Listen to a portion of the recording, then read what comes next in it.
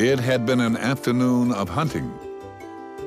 Katie found out that even if you don't play with baby toys anymore, there sure are a lot around. Orbie learned that stacking 3 rings on a pole wasn't that exciting anymore. And they both discovered that some things are fine for children, but are too small for babies. Katie and Orbie packed up an entire bag of toys for Megan. They were going over to help Mom babysit. Jenny and Greg were going out to a big party, and the sitter they'd planned to use had the flu and was unable to help Jenny out. Mom thought Katie and Orbie would enjoy babysitting, and I have to tell you, they were very excited. Katie dug out her favorite baby book, and Orbie brought some games in case Megan was old enough to play with them now. When they rang the doorbell, it seemed like hours before Jenny opened it up and invited them in. The friends and Mom sat in the living room while they waited for Megan. There were all kinds of baby things around. There was a bottle sitting on the coffee table, nice and warm and ready for the baby. There was a brightly colored rattle and a stuffed frog that looked really silly. Orbie made one of his faces and tried to look just like it, and Katie laughed. It wasn't long before Greg brought Megan down. Orbie could hear her giggling all the way down the stairs. Her dad was making some funny noises and funny faces at her. Greg and Jenny kissed Megan goodbye and went out the door.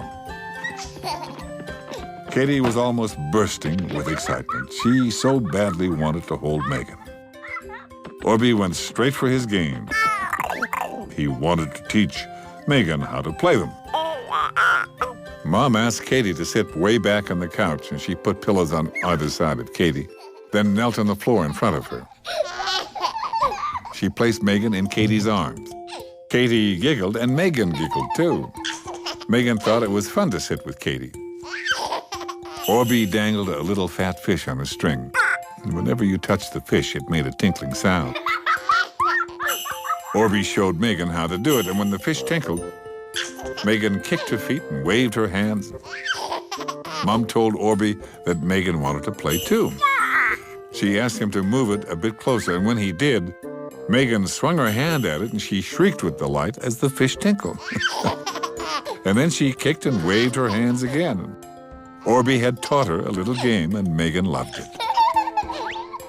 Katie wanted to read the book she'd brought, and Mom took Megan out of her arms so she could fetch it. Mom sat back on the couch and asked Orbie if he'd like to give Megan her bottle while Katie read the book. Orbie went to hand it to the baby, but Megan was looking at the book Katie was opening up.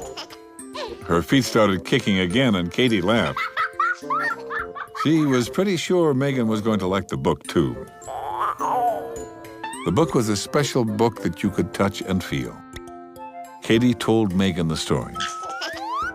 Megan reached out to pat a little cat on the next page, and she pulled a loop. The loop made a happy face come out, and Katie and Megan giggled together.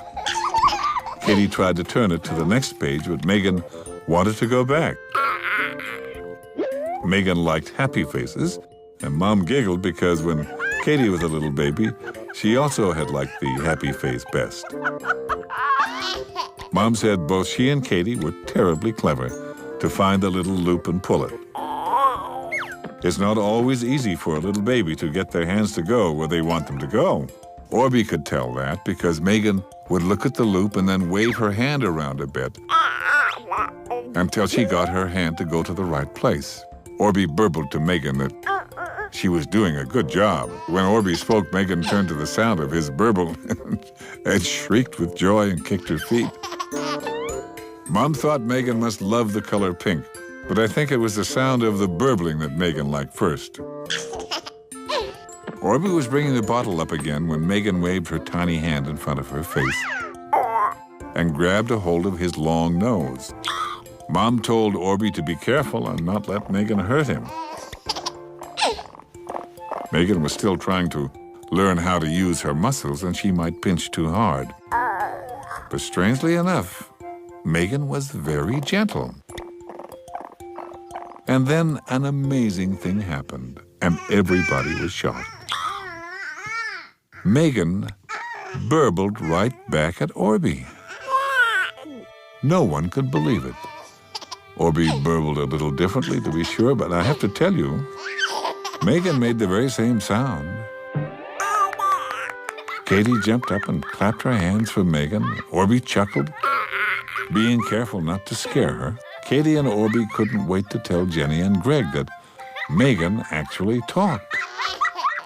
Megan let go of Orbie's nose and gave it a gentle smack. Orbie pretended to fall over, and Megan shrieked with laughter again. Mom was pretty sure that Megan was going to love being silly and chuckled that she was starting very early.